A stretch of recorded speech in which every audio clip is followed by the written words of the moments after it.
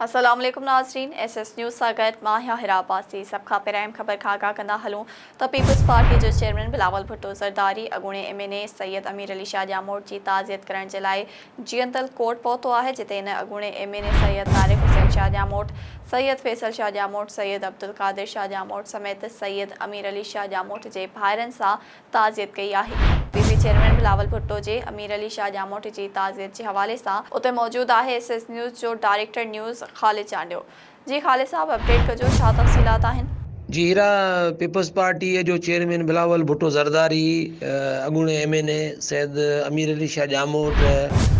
जी तइज़त करण जे लाइ साईं अमीर अली शाह जामोद जी मटियारीअ में जेको जीअंदल कोर्ट फार्म हाउस आहे उते पहुतो आहे ऐं उन हिते साईं अमीर अली शाह जामोद जे पुटु तारिक हुसैन शाह जामोद जेको इन ई तक ते MNA रहियो आहे, उनजा जेके ॿ भाउर अब्दुल कादिर शाह ऐं फैसल शाह ऐं उन्हनि जा चाचा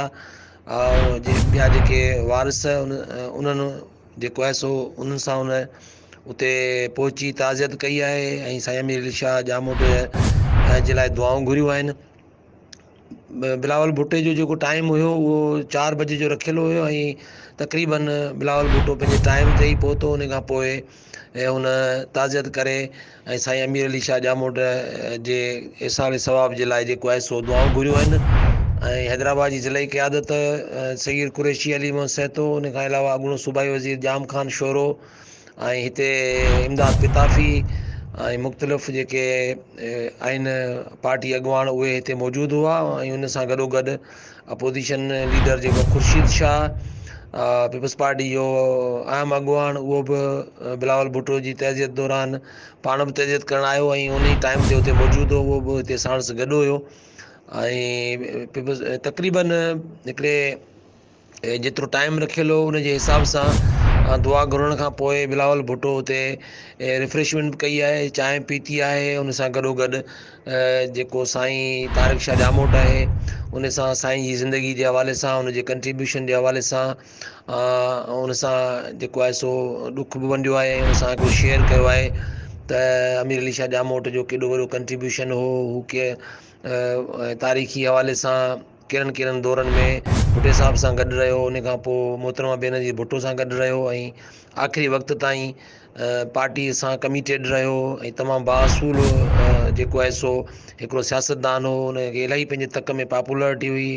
ऐं ॾाढी एप्रिसिएशन तारिक शाह खे बिलावल भुट्टो ॾिनी त माना हुन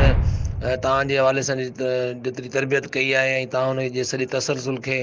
हुनजी महिनत खे कंटिन्यू रखियो आहे। सो इहे हुन सां ॻाल्हि ॿोल तारिक शाह सां थी आहे ऐं उते ई हुन तारुफ़ बि करायो उहो बिलावल सां पंहिंजे भाउरनि जो ऐं पंहिंजनि चाचनि जो त उहे असांजो केतिरो ख़ानदान जेको आहे सो हिन वक़्तु मौजूदु आहे ऐं असां कीअं कमु करियूं पिया, अहिड़े माहौल जे अंदरि जेका आहे सबरल तइज़ियत थी आहे। बिलावल भुट्टो उते मौजूदु आहे। उन खां पोइ ज़ारा बिलावल हितां निकिरंदो। अधु कलाकु तक़रीबन थी वियो आहे बिलावल खे हिते ऐं ॾाढे हिकिड़े हुन ईअं सम्झो त घणो टाइम ॾिनो आहे हुन तक़रीबन हुनजी मौजूदगी जे हवाले सां हिते अॻुवान बि मौजूदु आहिनि। हितां निकिरंदो हाणे टंडे अलायार में स्टे अपडेट थींदो रहियो आहे त आसिफ अली ज़रदारी बिलावल कुझु ॾींहंनि खां हिते टंडो अलायार हुआ, पोइ हाणे हितां निकिरण खां पोइ या टंडो अलायार वेंदो या हू रवानो थींदो कराची जे लाइ। जी।